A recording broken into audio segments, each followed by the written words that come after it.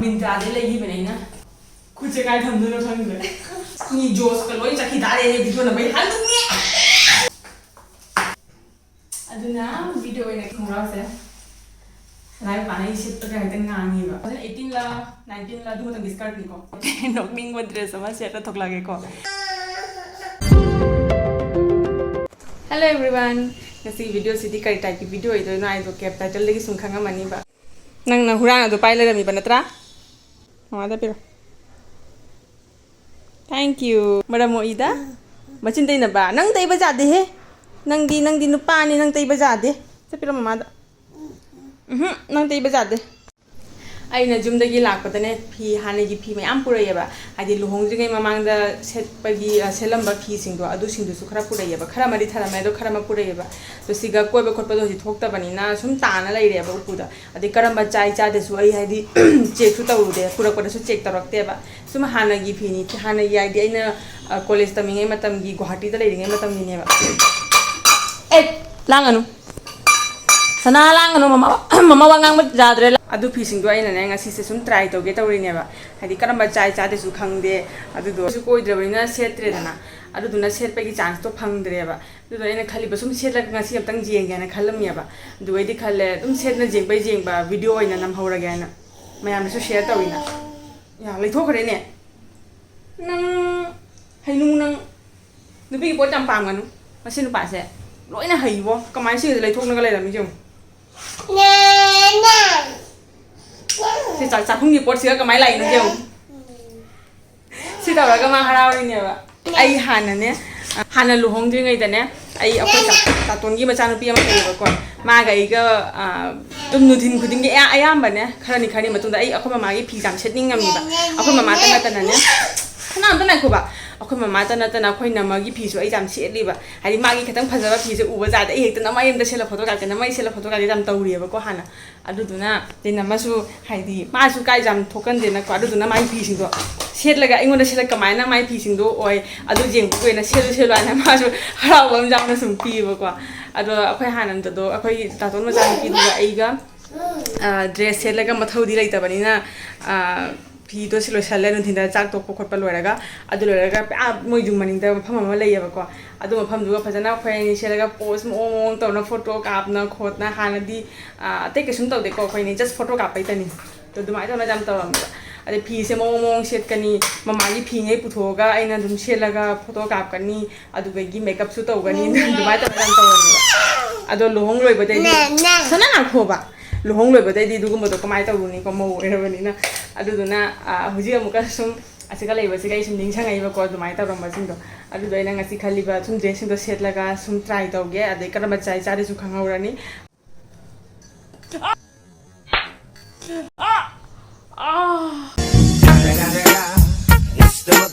si tawgadra phuge mase is aina phu do ta gi jong nabra ngai ne मजा आया video number ai bu kayu mase amma matung amma mase phur ke tho ma ge mase khangok dre video copying ai da tak taw nu sujan ngani du di angang ne na thadok bi brai bu nang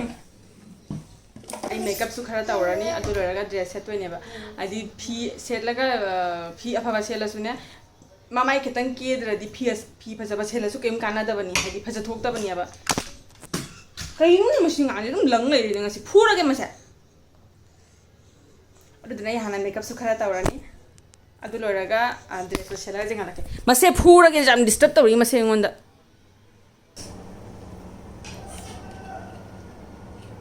tawno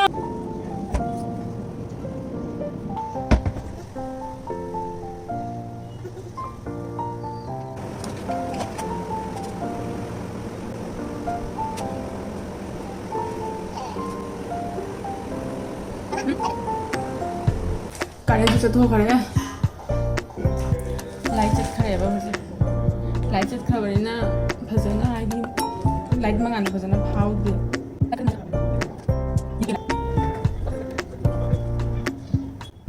jamdi haisan da bani na jenga tau pa tha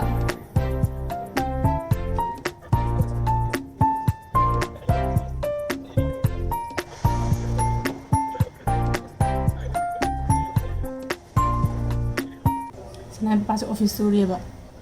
room da changa ku ma khang pre khang ba kaino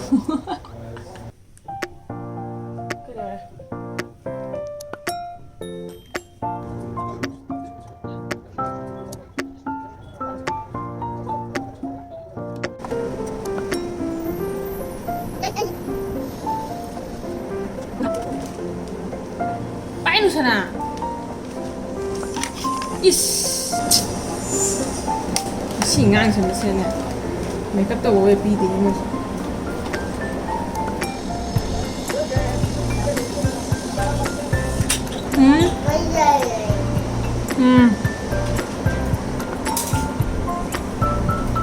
sim chao eyeliner ne songi na phazare songi sara kanam ta wo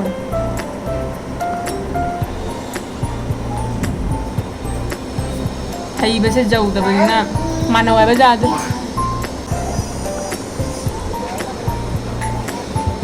chali jana man je lipstick paati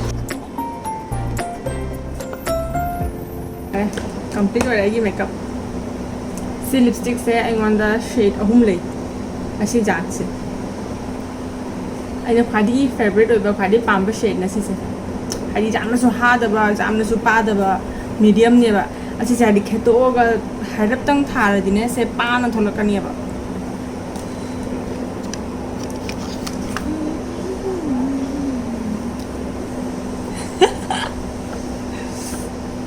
muji dress set ka jing hala ge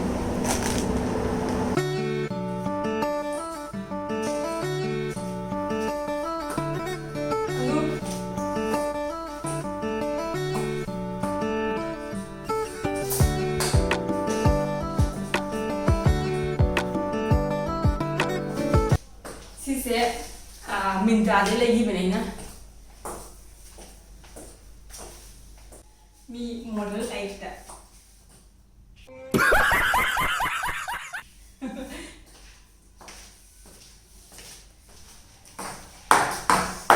anusna ini sana dalam mulai kuce kai tham dulu tham dulu मस्त joke मारा रे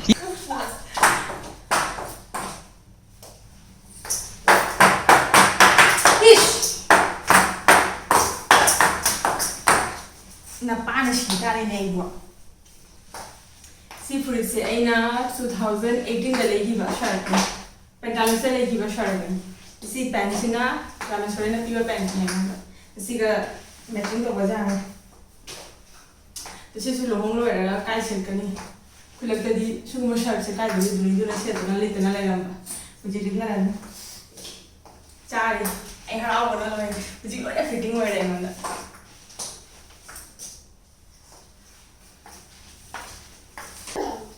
sisu atau pahani di sini sisu jam pahana lagi juga sisu ina ajio degi lagi bani ba ajio app tu kai sana tahu no aku sisu nanya aku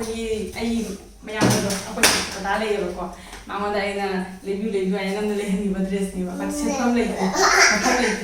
sana tahu mo ba siapa bukan anak foto naming gino video naming gino ba mama kamar video naman semai to loga aku lu ni jos kalau ini caki dare ni video nabai hantu ni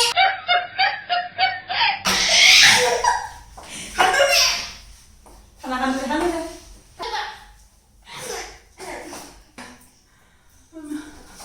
tahu nu sih si dress saya masam pula bahasa kata kan is namjara kita itu salah kita masuk ke post tapi sila post lah sila post lah video nampak aku lupa ada full yang kena kan terus lagi kita isi metik semua sisu hari tahu kan yang dibuat dress ni hari tu zaman itu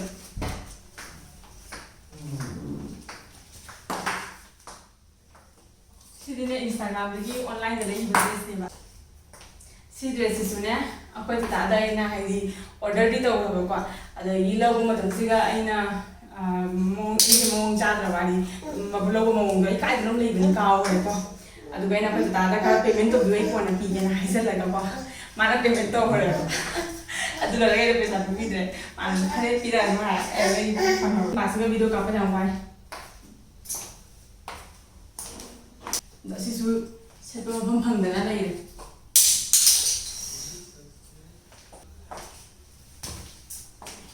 ꯁꯤꯅ ꯑꯩꯅ ꯃꯦꯛꯁꯇꯒꯤ ꯂꯩꯈꯤꯕꯅꯤ ꯑꯁꯤꯁꯨ ꯁꯦꯠꯅꯤꯡꯉꯥꯏ ꯃꯐꯝꯁꯨ ꯂꯩꯇ꯭ꯔꯕ ꯑꯗꯨꯅ video ꯑꯣꯏꯅ ꯀꯥꯞꯄꯦ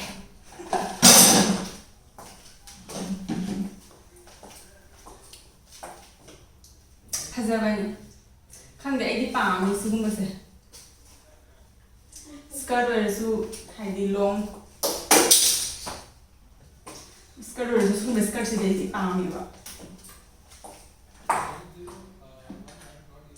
ꯀꯩꯅꯣꯗ ꯁꯦꯠꯄ ꯐꯪꯗꯣꯏꯅꯣ ꯈꯪꯗꯦ ꯑꯩꯈꯣꯏꯗꯤ ꯍꯥꯏꯗꯤ ꯕꯥꯏꯛꯇ ꯆꯠꯂꯤꯅꯀꯣ ꯀꯣꯏꯕ ꯈꯣꯠꯄ ꯖꯒꯥꯗ ꯑꯗꯣ ꯕꯥꯏꯛꯇ ꯆꯠꯄꯅꯤꯅ ꯕꯥꯏꯛꯇ ꯁ꯭ꯀꯔꯠ ꯁꯦꯠꯂ ꯆꯠꯄꯁꯦ ꯅꯨꯡꯉꯥꯏꯇꯦꯕ ꯍꯥꯏꯗꯤ ꯐꯩꯅ ꯐꯝ ꯇꯥꯕ ꯑꯗꯨꯗꯣ ꯍꯩꯅꯗꯤ ꯑꯩ ꯌꯥꯝ ꯅꯨꯡꯉꯥꯏꯁꯟꯗꯦꯕ ꯑꯗꯨꯅ ꯑꯌꯥꯝꯕ ꯀꯝꯐꯣꯔꯇꯦꯕꯜ ꯑꯣꯏꯕ ꯁꯨꯝ ꯈꯣꯡꯒ꯭ꯔꯥꯎ ꯍꯥꯞꯆꯤꯜꯂꯒ ꯐꯨꯔꯤꯠ ꯁꯦꯠꯂꯒ ꯁꯨꯝ ꯊꯣꯛꯏꯕ ꯍꯦꯛꯇ ꯑꯗꯨꯗꯨꯅ ꯁꯤꯒꯨꯝꯕꯁꯦ ꯁꯦꯠꯄꯒꯤ ꯃꯇꯝꯁꯦ ꯐꯪꯗꯕ ꯑꯩꯅ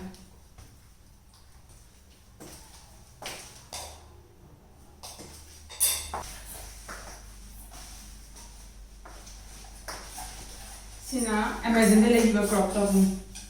sina myntra de lagi ba kano khonga ahawal na brand khak lagi ba sisi ba jam set pa phang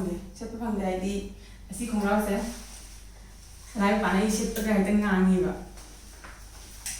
si ho se mon thi na hai tu na ma he si he set pa de ta ngang ni tu na i set de ba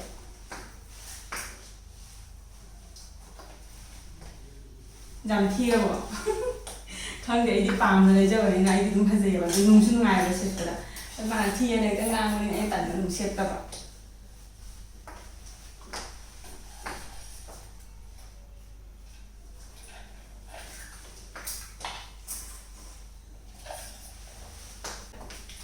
si equira ba skirt ni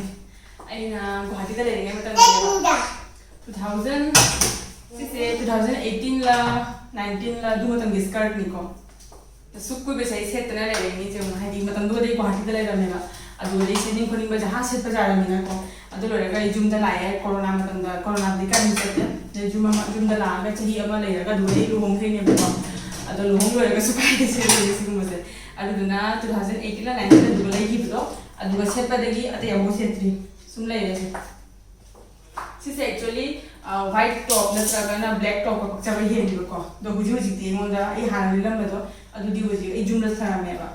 adi litna re kra mal le ba pritri dura purate to si ga dum huji ki wan ne saleni khande ka dora da di khande ani si ga se to kana purai ne ba to si ju chat pa di pai ka chat pa ni na si ju shet ga chat pa to mu cha tu mai adi se ka dum le si na jet thare mar ta से नुंगी नुंसी दामना बिसाल लगी लगी ने first skirt नि कोई नि सुगुम midi skirt सुगुम से fitting होय बसे फिटेड होय बसे सुगुम से फर्स्ट नि से जाएगी फर्स्ट अदुवे लास्ट सिंदन तनी ले जागरिबा एले सादु वेना लेबा जाम कुइ फनो देबा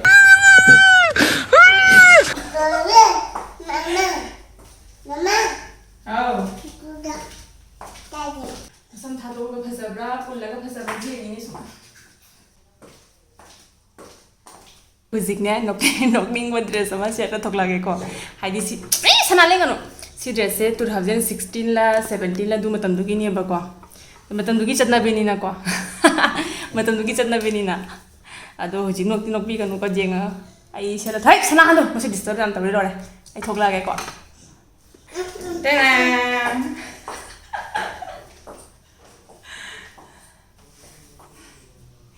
si se जेल तो माइका बा ड्रेस है जेल ना से जेली के लिए से तो मार अब सी मतलब नंद से ना ना मने उस माइन तो बसे ब्लैक का वाइट का स्ट्राइप तो बसे दो से उड़गा नो नहीं मुझे अरे नुशीना तुम थम जहां मुझे जुम से ना रचना है सुन पूरा पने वैसे नुशीना सुन थम ही भाई ना Sisu ay hana gi dress ne ba. Nok ni yuje khallu raga. Sisu bahati da amura kak selo re kwa. Aduga de setri sum lai.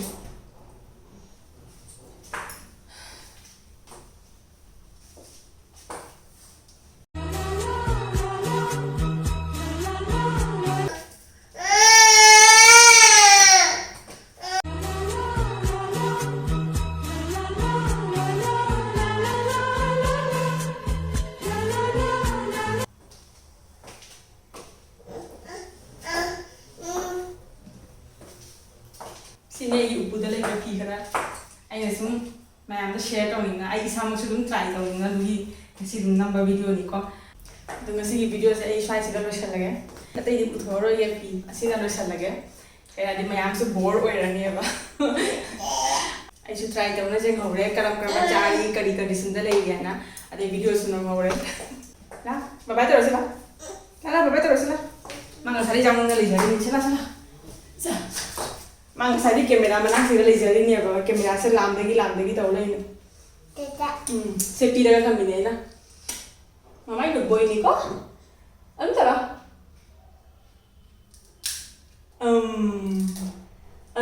Jadi tu cang ada sebab mana ayah phun. Phun dulu ada nunggu nunggu ada dia lah. Sebab baik tu rasa. Bye tu. See you. See you. See you. Oh, haning di chalo. Jadi ngasih video saya vlog sih sih kasih lagi kok. Matang nemu ni ngasih. Bye bye.